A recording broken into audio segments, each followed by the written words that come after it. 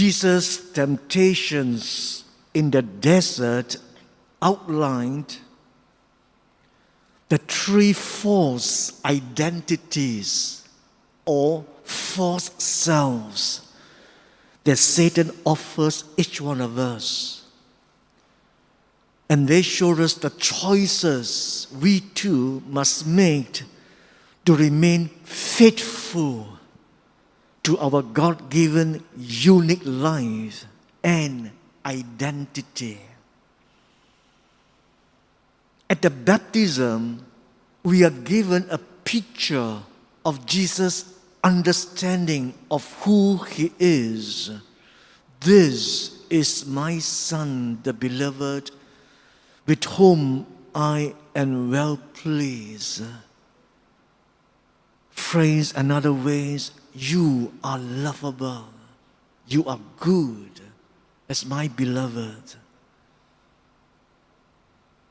Jesus has yet to begin His public ministry.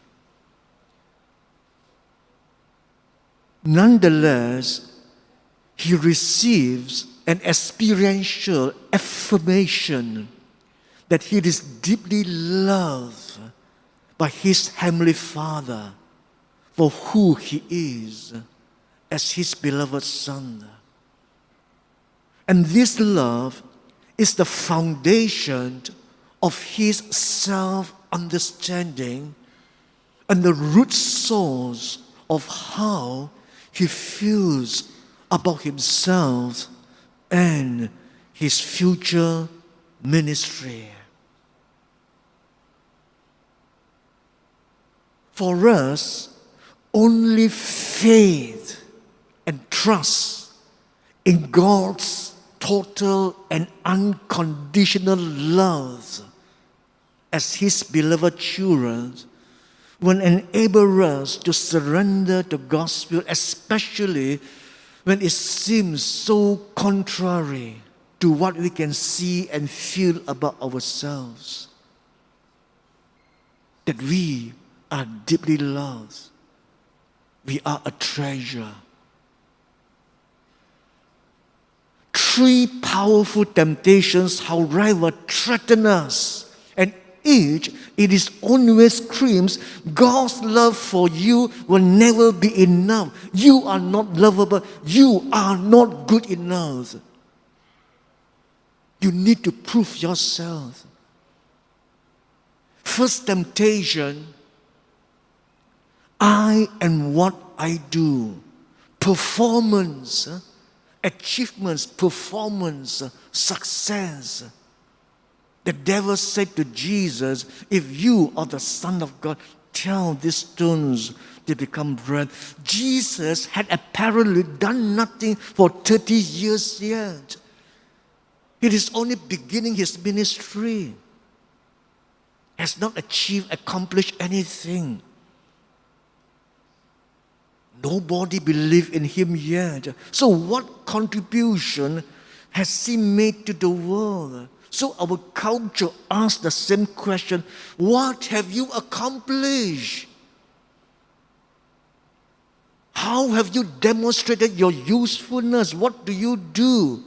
So most of us consider ourselves worthwhile if we have scored sufficient successes in family, school, our work, society, the church, relationships.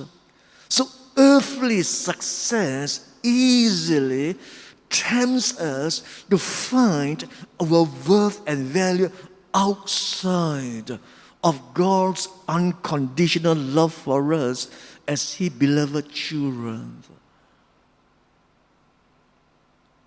Second temptation, I and what others think.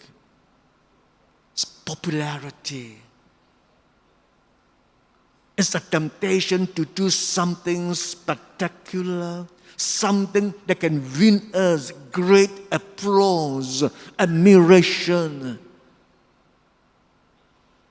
If we have done anything at all to show, it is something that we have to do solo, alone as a hero.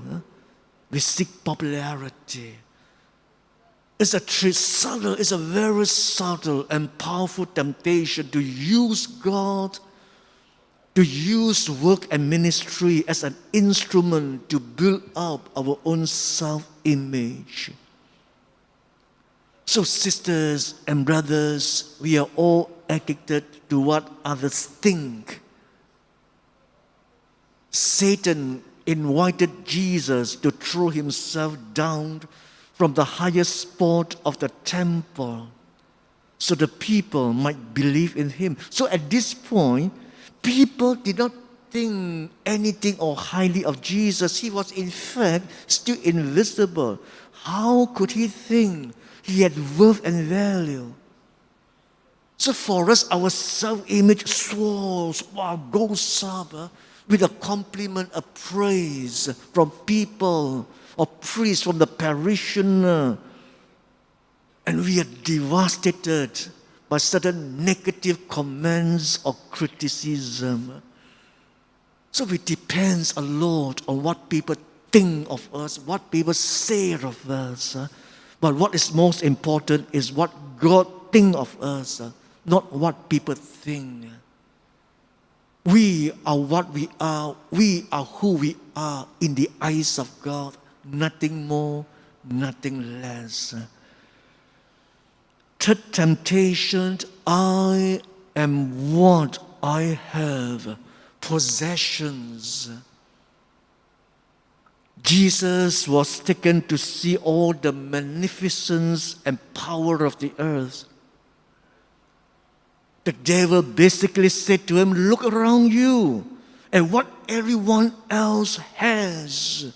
Possessions, power, influence. You don't have anything. How can you think you are somebody? How will you survive? You are still a nobody. So the devil plays on deep issues of fear and the source of his security. So again, our culture measures our success by what we own.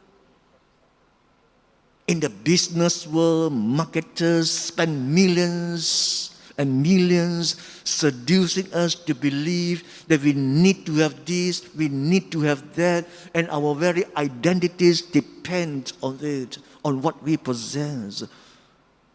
As adults especially, we measure ourselves through comparisons.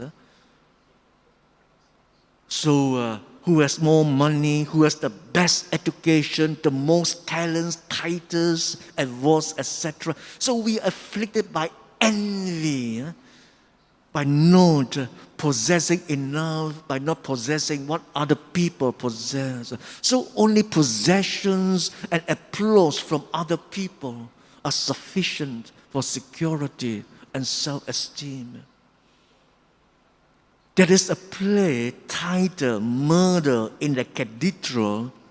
In this play, the famous author T.S. Eliot describes how St. Thomas Becket struggles with the threat of martyrdom, but he is afraid that he may not be rightly motivated. So, as he defends the church against King Henry II, Thomas wonders whether or not he is doing this out of pride.